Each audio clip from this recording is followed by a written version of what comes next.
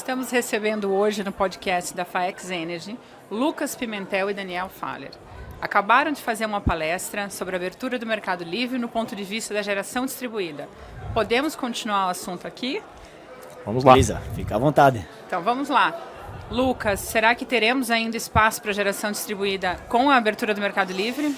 Elisa, minha opinião é que a gente ainda vai ter talvez um bom tempo até a gente ter uma abertura total do mercado livre, né? Nós sabemos que em 24 vai haver abertura para quem é grupo A. Então todo grupo A vai conseguir migrar a partir de 2024. O grupo B, a gente ainda não tem um cenário tão delineado, né, no setor de quando vai ser a abertura. Se falou em 26 e 28 para a gente começar essa transição, mas esse assunto está um pouco adormecido no Ministério de Minas e Energia. Então a gente não tem ainda essa certeza. Mas, na minha opinião, mesmo abrindo o mercado livre, a gente ainda vai conseguir ter uma competitividade e a geração distribuída ainda vai ter, né, uma boa sobrevida, vamos assim dizer, uma boa competição com o mercado livre. Por quê? Porque a gente tem uma complexidade muito maior no mercado livre em comparação a quem está na geração distribuída. Então, o consumidor que está em geração distribuída e já estará acostumado ao benefício de ter um desconto, de ter um benefício de energia mensalmente, sem fazer nenhum esforço, né, sem fazer, né, nenhum estudo adicional para entender o que é que ele vai ter de benefício ou não, ele vai querer continuar, né, com essa benesse, né, de permanecer na geração distribuída. Então, eu acredito que sim, a gente ainda vai ter, né, viabilidade, teremos competição, obviamente, mas eu acho que não vai matar nossa geração distribuída. Ela vai ter ainda a viabilidade e uma boa competitividade em comparação ao mercado livre. Tomara, é o que nós esperamos. Daniel, nós falávamos ali fora a respeito dos demais países. Como é que foi essa abertura do mercado livre em outros países para a gente poder projetar o que aconteceu lá fora para o Brasil?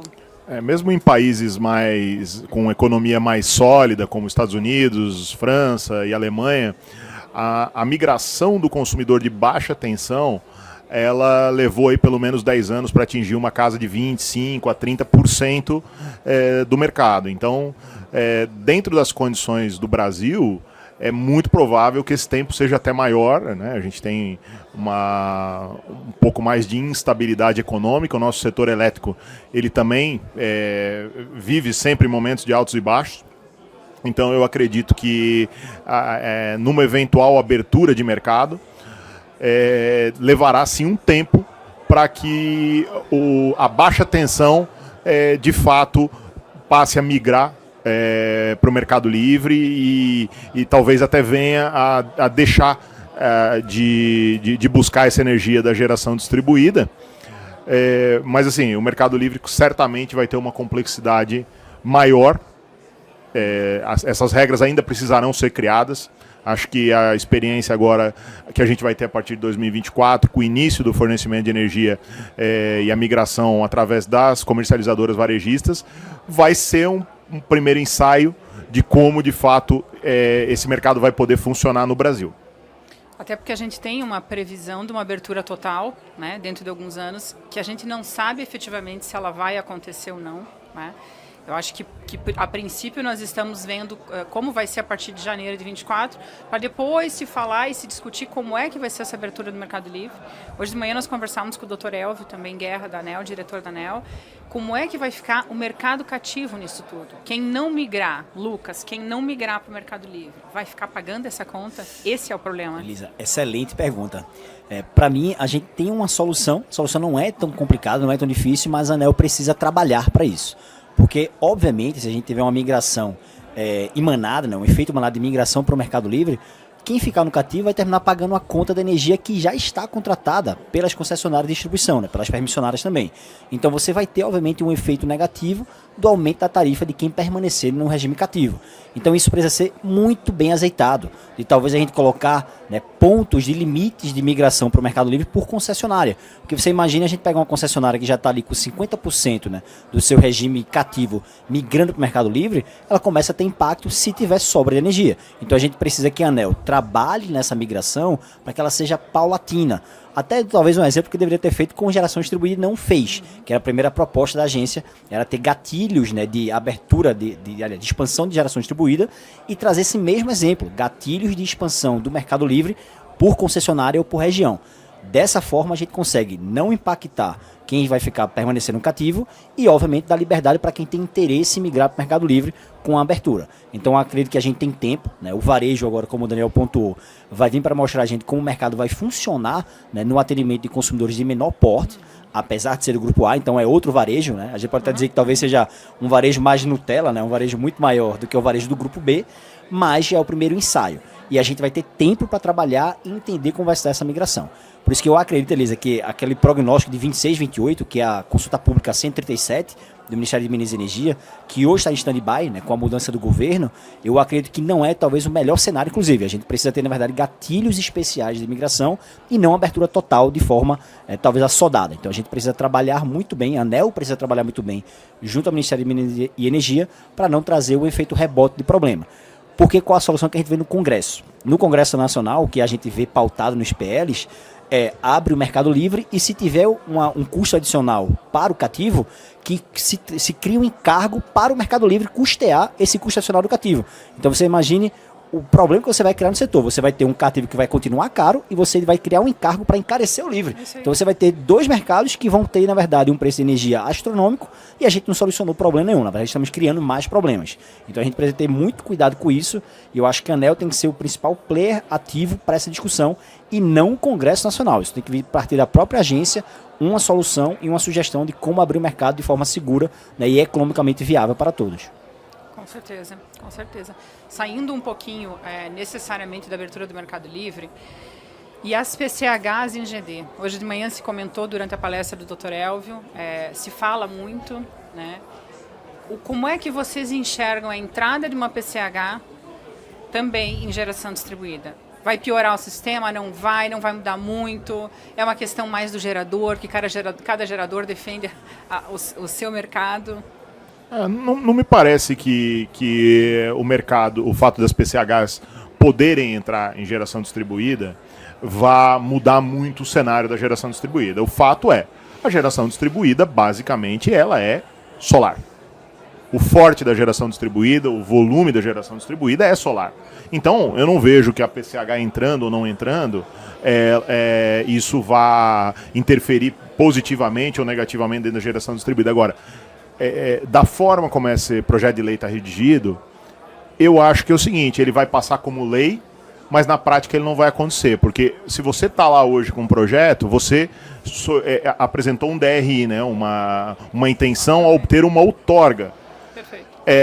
A partir do momento que você disser, não, agora eu quero ser geração distribuída, a ANEEL vai dizer para você, não, então retroaja ao marco zero do seu projeto para você mudar, porque você fez essa intenção de outorga ou para autoprodução ou para produtor independente, mas não para compensação dentro do modelo de geração distribuída. Então, eu não acredito que a gente vá ter, de fato, não me parece que isso tenha factibilidade, tenha uma viabilidade, por mais que esteja previsto. Eu acho que a ANEEL, dentro do que ela já mostrou, ela tem uma preocupação com a expansão da geração distribuída, e eu acho que a preocupação da ANEEL, ela é legítima, porque se as distribuidoras começarem a ter problemas financeiros, a gente tem que lembrar que a distribuidora, ela não é só um agente que vende energia, mas ela é um meio para que a energia que é vendida chegue a todos os consumidores, inclusive os consumidores livres. Então, se as distribuidoras começarem a passar por dificuldades financeiras, o que vai ter que ser feito? Criação de novos encargos para socorrer a distribuidora e eu acho que até essa própria questão que o Lucas levantou de, então eu crio um novo encargo ou eu aloco determinados encargos ao Mercado Livre e determinados encargos ao consumidor cativo, essa é uma situação muito delicada. A situação do encargo é uma situação muito delicada. Precisa existir uma alocação correta dos encargos relativos aos serviços que o sistema presta para cada consumidor. E nesse ponto também, Daniel, eu acredito que a tentativa de a gente colocar PCH na geração distribuída vem muito do momento atual do Mercado Livre, que o preço está muito baixo, né? Então a gente está, né, com alguns anos aí, já passamos de anos, né, meses e anos. Da ausência de leilões. Da ausência de leilões, então assim, o pessoal quer uma solução. Deslocados esses leilões pelo crescimento da geração distribuída.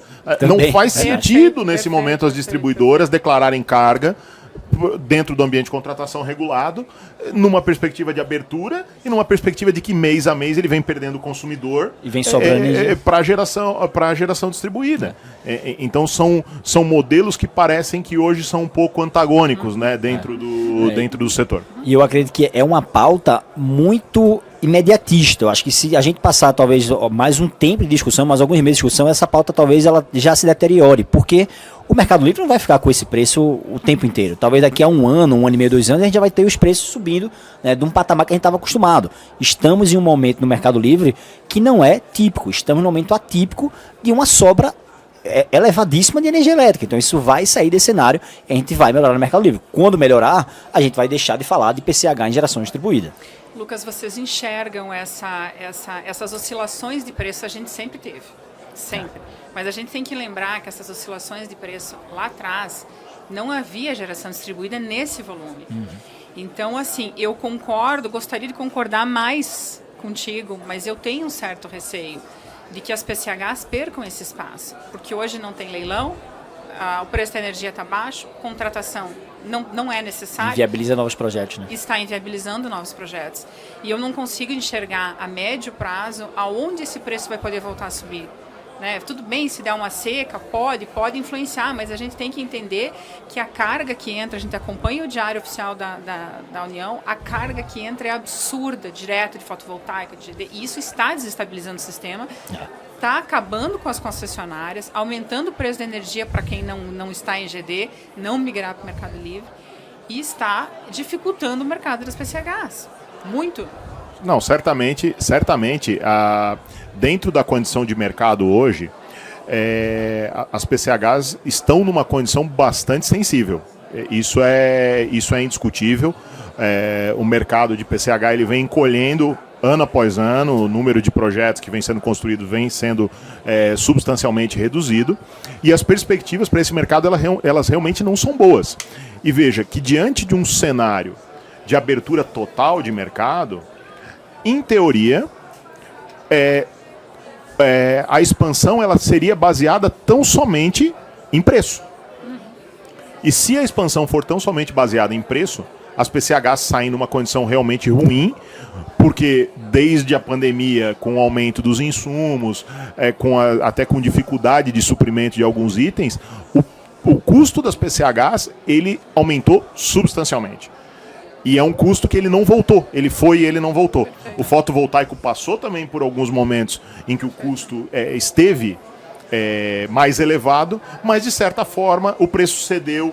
Em alguns momentos você tem questões de escala que acabam por viabilizar. Então, hoje, a partir do momento que o mercado for totalmente livre, onde você só está vendendo o megawatt médio, você não está vendo algum outro atributo, o que seria a tendência? A tendência seria, em geração centralizada, você expandir através de parques solares. A construção é muito mais rápida, o licenciamento é muito mais rápido, porém, isso invariavelmente vai nos levar a um ponto de falta de segurança energética. Entendeu? Nesse ponto, eu acho, Daniel, a gente precisa mais uma vez da ANEEL e Ministério de Minas e Energia envolvidos, porque a gente vai precisar garantir lastro de energia para o setor.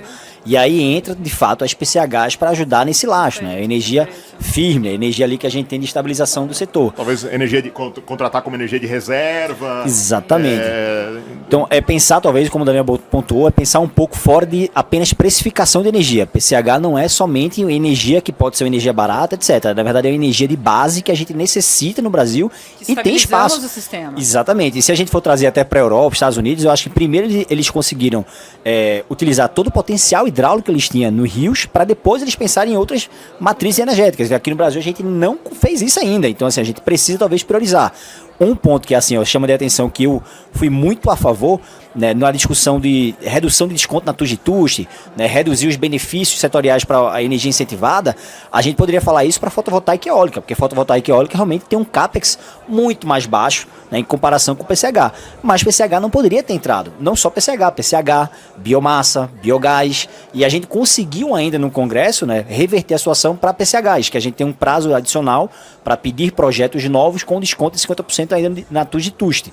Essa é uma matéria que a gente deveria talvez voltar a discutir. Porque, olha, PCH, biomassa, biogás, são importantíssimos para a matriz energética, porque são energias de base, energia que funciona até com a característica do próprio Brasil, né? Biomassa e biogás, enfim, nosso agro fala por si só, e a gente precisa tratá-los de formas diferentes. A gente não precisa tratar como uma fonte incentivada de modo geral, como uma fotovoltaica ou uma eólica. Então, a partir do momento que o Ministério de Energia, o Congresso Nacional conseguir enxergar isso, a gente vai ter pautas para a gente viabilizar PCHs, não só baseada na precificação, como o Daniel pontuou, que aí a competição termina sendo realmente bastante desigual. Com certeza, com certeza. Até porque nós vivemos um apagão agora, né?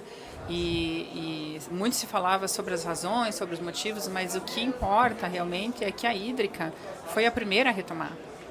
Então, assim, nós temos um benefício para o sistema nacional muito grande. Né? Não, com certeza. Se a gente pensar historicamente, né, o nosso sistema ele foi constituído como uma base hidrotérmica. Em teoria, a hidro seria a geração sempre preferencial e você tinha um backup termoelétrico para atender eventualmente um momento de déficit hídrico, mas nós em alguns momentos no Brasil aí, sei lá, até 20 anos atrás, nós gerávamos praticamente 90% da nossa energia, de fato, ela vinha de fontes hídricas, né? Com a desregulamentação do mercado ali a partir de 97, começou a se criar então essa figura do produtor independente, logo na esteira disso vieram então as fontes alternativas de energia, que na época era basicamente biomassa, PCH e eólica, que foi a base do Proinfa. A solar, ela acabou vindo depois, realmente naquele momento, ela era uma energia que iria contribuir marginalmente com o sistema. A tecnologia evoluiu muito para permitir que a gente tenha parques hoje da forma como a gente tem na solar, mas o objetivo do desconto era justamente o quê? Subsidiar o crescimento de uma fonte que por si só, olhando só para o preço, ela não tinha condições de se expandir na velocidade que era necessário, né? Então, nós tivemos inclusive momentos que elas receberam desconto de 100%, né? No momento ali do apagão, quando a coisa ficou um pouco complicada. Mas esse momento do apagão, onde às vezes se tomaram atitudes desesperadas, e talvez essa própria questão que a gente fale hoje das PCHs para geração distribuída, eu acho que retrata momentos onde falta planejamento e visão de longo prazo. Porque você pega uma situação que ela está ruim e você cria uma distorção para resolver aquilo momentaneamente. A realidade o nosso setor ele precisa de um freio de arrumação. E não haveria momento melhor do que esse, com preços baixos, com sobra de energia, para se fazer as correções que o setor de fato precisa. Para que ele tenha uma estabilidade de longo prazo, para que as empresas possam investir com segurança. E quando eu falo as empresas, eu penso sempre que o mercado ele depende do gerador, ele depende do transmissor e ele depende da distribuidora. Às vezes o pessoal bota a distribuidora como um vilão dentro da história, como se o custo da energia ser alto no Brasil fosse uma responsabilidade tão somente da distribuidora. E não. Então você vai ler uma pesquisa onde o consumidor fala, não, eu gostaria de poder comprar uma energia mais barata. E o pessoal às vezes tenta até fazer um paralelo, fazer um comparativo com o mercado de energia, com o mercado de telecom. Tipo, o dia que a gente abrir um mercado, vai ser como foi o mercado de telecom, vai ser uma expansão. Gente, não é assim, isso não tem como ser assim, o mercado de telecom é outro mercado, a telefonia celular ela veio na esteira da abertura do mercado de telecom e foi uma revolução em termos da telecomunicação, que a gente não tem essa revolução hoje no mercado de energia para apresentar aqui, daí botar, a partir de hoje você não vai mais ter o teu fio conectado na tomada. Então, eu acredito que tanto essa questão de desconto, subsídios e essa tentativa de achar um caminho para as PCHs, eu entendo, é crítico. Você pega, por exemplo, a cadeia de suprimento que a gente tem, que depende disso, a gente tem uma cadeia muito forte de suprimento no Brasil para o setor de PCH.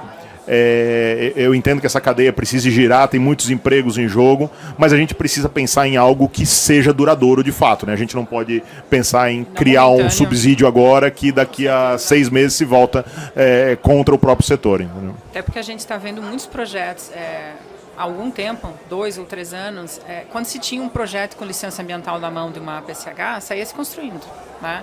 Hoje a gente vê muitos projetos, muitos empreendedores com a licença e não sabem o que fazer. Não tem viabilidade hoje. Você não tem para onde escoar essa energia. Você não tem para quem vender essa energia, ou pelo menos num preço que pague o custo de implantação dela. Mas eu concordo, Daniel, é o momento de se discutir. Tem que discutir sim, a geração distribuída é boa, é boa, mas a conta não pode ficar para o consumidor cativo. A distribuidora não pode quebrar. O que as distribuidoras vão fazer? Elas se programam com uma carga e de repente aquela carga já não existe mais, não é necessário, sobra energia. Então eu acho que é um momento que a gente precisa discutir muito, porque nós precisamos um do outro, né? Nós não somos um setor isolado, nós precisamos da concessionária, nós precisamos da agência reguladora, nós precisamos que os nossos legisladores enxerguem o que está acontecendo, porque a ANEEL sozinha não faz tudo. Tem muitas coisas que ela tem uma limitação e tem que partir de lei, né? Mas é um momento difícil que a gente espera que em breve a gente consiga retomar com as nossas PCHs. Agradeço muito a presença de vocês, obrigada Lucas, obrigada Daniel. E contamos com vocês na próxima FAEX, que nós já lançamos para outubro do ano que vem também. Obrigada. Obrigado. Obrigado, Elisa.